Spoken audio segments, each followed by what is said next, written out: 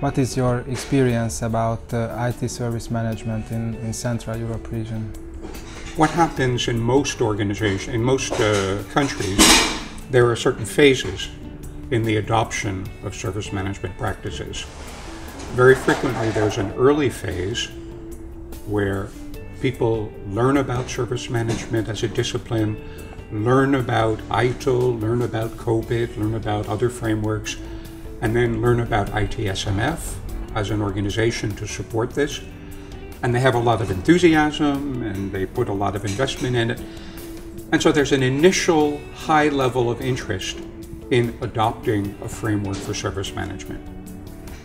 And then they discover that it's not something that you just finish and then you can go on and do something else.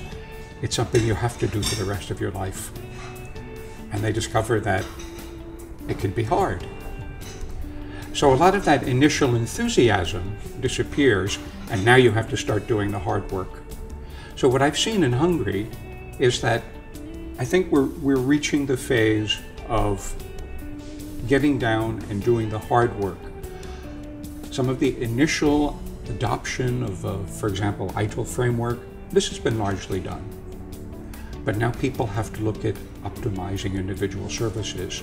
They have to look at going beyond some of the basic processes such as incident management or change management and start to do some of the more difficult things that actually provide a lot of value, like capacity management and availability management, and developing the maturity of those processes too. So I think that's where we are in this part of the world. How do you see the advantages of ITIL in the Swiss local and central government? Governments tend to like to have everything clearly defined and a good, unambiguous set of requirements.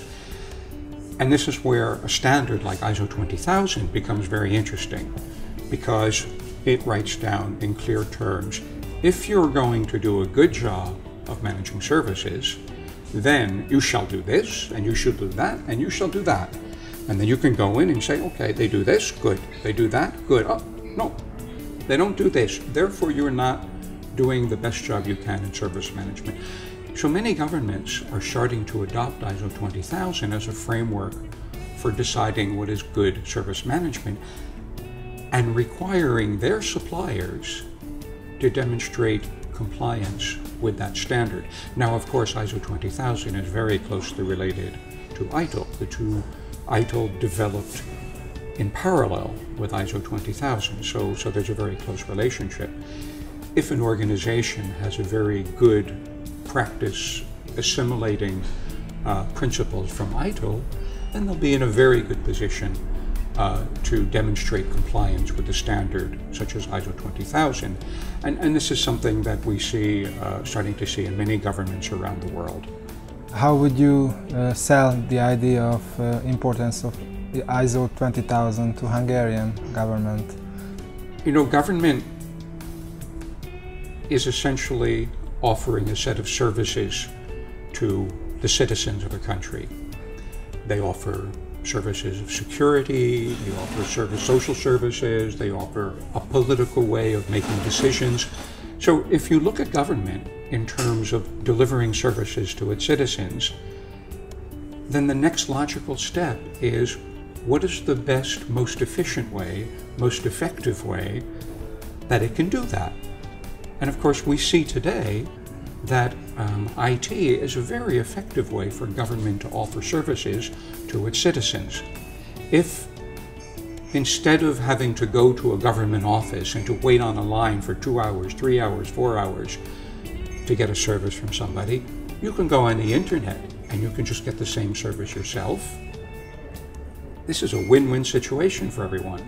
It lowers the costs and the citizens are much more satisfied. So, how am I going to manage these online services? This is a great way to use ISO 20000 to make sure you're doing a good job of managing those services. How do you see the incoming of foreign IT professionals into Switzerland?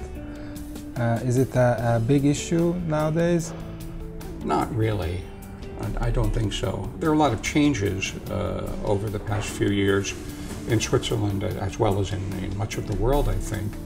IT and IT services and much of what we do in IT is becoming more and more of a commodity.